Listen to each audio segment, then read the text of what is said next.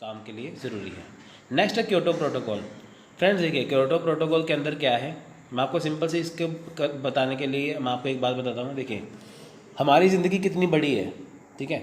हम बचपन से लेकर, जब पैदा होने से लेकर बुढ़ापे तक हम जीते हैं, ठीक है, फिर मर जाते हैं। हमें अपनी ज़िंदगी में सिर्फ ज़्यादा नहीं, सिर्फ एक पेड़ ज़रूर लगाना चाहिए, यानी कि प्लांट लगाना चाहिए जो बड़ा होकर पेड़ बने, ठीक है। हमें एक प्लांट लगाना चाहिए, ठीक है, कि ताकि वो बड़ा होके पेड़ बन सके, ट्री बन सके। तो उससे होगा क्या, उससे हमारे एक पेड़ लगाने से, हमारे एक प्लांट लगाने से किससे फ़ायदा होगा, आने वाली पीढ़ी को फ़ायदा होगा। क्या पता कल को वो हमें फ़ायदा दे दे, है ना। जैसे हमने कहीं पे प्लांट लगा लिया, वो कल को बड़ा होकर पेड़ बन गया, हमें वो फल देगा, फूल देगा, हमें छाया देगा, है ना, कितना कुछ देगा। तो मेरा मानना है कि हर एक बंदे को अपनी ज़िंदगी में एक जो प्लांट है, पौधा है, ज़रूर लगाना चाहिए, कि ताकि वो बड़ा होकर पेड़ बने तो सबसे बढ़िया हो। क्योंकि इन्वायरमेंट को बचाना आजकल बहुत ज़रूरी है, ठीक है।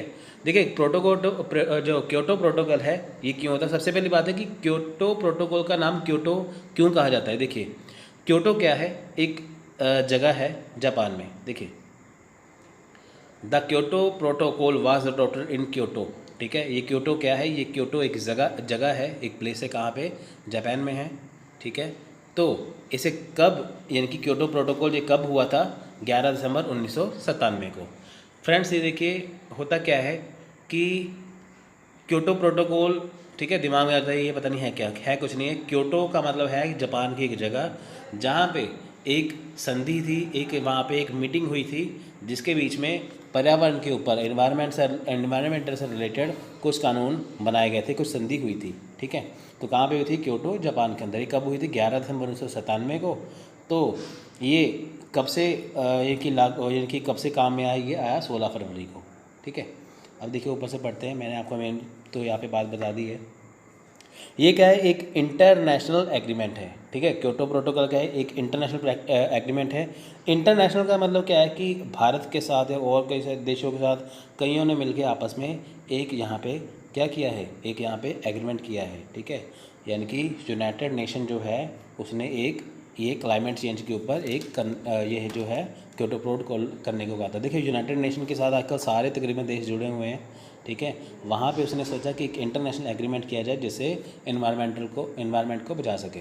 फ्रेंड्स आप देखिए, आजकल इतनी बुरी हालत हो चुकी है इन्वायरमेंट की। दिल्ली चले जाओ, वहाँ पे आप ज़रा भी घूम नहीं सकते, चाहे सर्दी हो चाहे गर्मी हो। गर्मियों की आपकी हालत इतनी बेकार हो जाएगी कि वहाँ पे जाके इतनी ज़्यादा गर्मी आपसे बर्दाश्त नहीं हो पाएगी, ठीक है। अभी ये हाल है, ऐसे 5 साल बाद क्या होगा, ठीक है। सर्दियों में वैसे नहीं जा सकते, स्मोक का खतरा है, ठीक है। तो कहने का मतलब ये है कि अब टाइम है हमें अपने एनवायरनमेंट को बचाना, ठीक है। देखें, है क्या, ये संयुक्त राष्ट्र से जुड़ा हुआ है समझौता, यानी कि जो संयुक्त राष्ट्र के देश हैं उन्होंने आपस में मिलकर एक समझौता किया था। कहाँ पे, क्योटो जापान में। क्यों किया था, क्योंकि हमारे इन्वायरमेंट को बचाया जा सके, ठीक है फ्रेंड्स। क्योटो प्रोटोकॉल में है क्या फ्रेंड्स, देखिए ये हुआ क्यों था। अब देखिए, तकरीबन 150 के यानी कि 150 के आसपास जो देश हैं, ठीक है, तकरीबन वहाँ पे जो देश हैं, इन्होंने क्या किया था, वहाँ पे देश देखे हैं कि कहाँ कहाँ से इन्वायरमेंट को खतरा है। अब देखिए, यहाँ पे एक बात आती है, मैं आपको यहाँ पे बताऊँगा। यहाँ पे एक बात आती है, द क्योटो फर्स्ट डेट, हाँ देखिए, यहाँ पे बात आई है ग्रीन हाउस गैसेस की। अब देखिए, यहाँ पे लिखा है the Kyoto protocol was the first agreement between nation mandate country by country reduction in green house gas emission. यानी कि क्योटो प्रोटोकॉल किसके लिए एग्रीमेंट है, जिन देशों से ग्रीन हाउस गैस इससे प्रभावित होती है। मान लीजिए कोई देश है, वहाँ पे इन्वायरमेंट का इतना ज़्यादा खतरा है, इतना ज़्यादा गंदा इन्वायरमेंट आ चुका है, जिससे हमारी जो ग्रीन हाउस गैसेस है उनको खतरा है। ग्रीन हाउस गैसेस क्या है, देखिए, जो हमारी पृथ्वी है, जो हमारी अर्थ है, वहाँ पे क्या है, एक गैसों का घेरा बना हुआ है, जिसमें क्या है, नाइट्रोजन है, ऑक्सीजन है, कार्बन डाइऑक्साइड है, ठीक है, ये ऑर्गन है, ये की तमाम गैसेस हैं, जो क्या करेगी, हमारे पृथ्वी के यानी कि हमारे अर्थ के ऊपर है, जिससे हम सांस ले पाते हैं, ठीक है। ग्रीन हाउस गैसेस क्या है, वो गैसें हैं जिसके कारण एटमॉस्फेयर यहाँ पे पृथ्वी पे अभी भी ज़िंदा है, ठीक है। अब देखिए, हो क्या रहा है, मान लीजिए कि व्हीकल से, जैसे व्हीकल चला रहे हैं, कुछ चला रहे हैं, तो उससे होता क्या है, व्हीकल चलाने से, गाड़ियाँ चलाने से है क्या कि पहली बात तो उसमें से जो नाइट्रोजन गैस निकलेगी, सल्फ़र निकलेगी, वो जाके इसमें जाके चेंज हो जाएगी, ठीक है।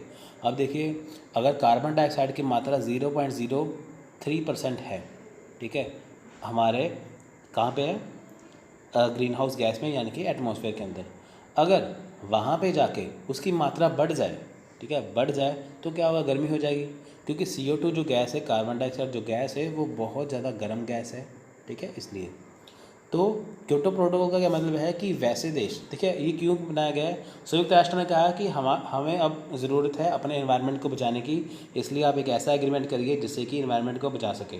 अब इन्होंने तकरीबन 150 कंट्रीज़ के आसपास जो हैं उनके बीच में इनकी ये देखा कि कहाँ से जो है कि एनवायरनमेंट को खतरा है। अब उस खतरे को जांचने के लिए इन्होंने क्या किया था, उस खतरे को देखने के लिए क्या किया था यहाँ पे, तो इन्होंने जिस देश में, देखिए कुछ देश में ज़्यादा गैसेज निकलती है जो हमारे ग्रीन हाउस को इफेक्ट करते हैं, कुछ देश में कम निकलती हैं, ठीक है। तो कितने कितने सालों से हो रही है, ये सब कुछ यहाँ पे देखा गया है।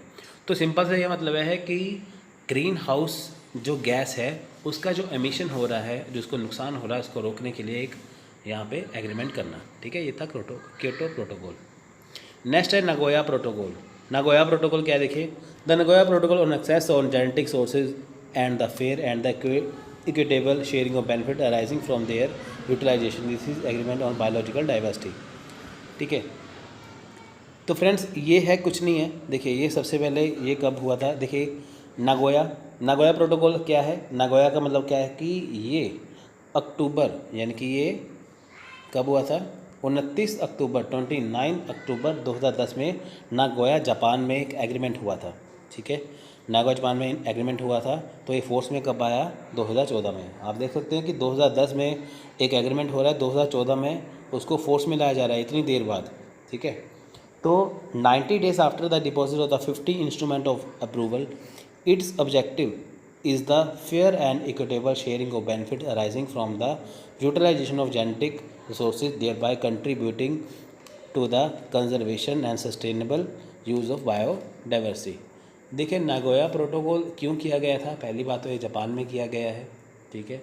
अब इसका कारण क्या है करने का, यहाँ पे सिंपल सी एक बात की गई है, देखिए कि यहाँ के इसका उद्देश्य क्या है, इसका उद्देश्य है कि ऐसे संसाधनों का उपयोग करना, ऐसी चीज़ों का इस्तेमाल करना जिससे पर्यावरण को, जिससे इन्वायरमेंट को फ़ायदा हो, ठीक है। जैसे मान के चलते कि आजकल देखिए जो आपने अपने घरों में बल्ब देखे होंगे, पहले जो येलो लाइट के बल्ब थे, है ना, तो येलो लाइट के जो बल्ब है उसमें से इतनी गर्मी निकलती है, आपने देखा, ठीक है, वहाँ से इतनी गर्मी निकलती है, तो उससे क्या है, उससे ग्रीन हाउस गैसेस को खतरा है, उससे ग्लोबल वार्मिंग होती है। अभी इन्होंने क्या किया कि वहाँ पे CFL बल्ब लगा दिए हैं, LED लाइट्स आ गई हैं, कि ताकि ऐसी चीज़ों का इस्तेमाल किया जाए कि यहाँ पे एनवायरनमेंट को कोई भी खतरा ना हो, ठीक है। नागोया प्रोटोकॉल कुछ नहीं है, नागोया जापान की जगह है, वहाँ पे एक एग्रीमेंट हुआ था 2010 में, लागू है 2014 में, ठीक है। वहाँ पे क्या है कि ऐसी ऑब्जेक्टिव क्या है, ऐसी चीज़ों का इस्तेमाल करना जो इन्वायरमेंट से रिलेटेड हो, जो उसके लिए फ़ायदेमंद हो, ना कि नुकसानदायक हो, ठीक है। देखिए गोल्स क्या है नागोया प्रोटोकॉल के, adoption of a new 10-year strategy, देखिए 10-year स्ट्रेटेजी बना के चलना, plan to guide international and national efforts to save biodiversity through enhanced action to meet the objective of the convention on biological diversity, ठीक है।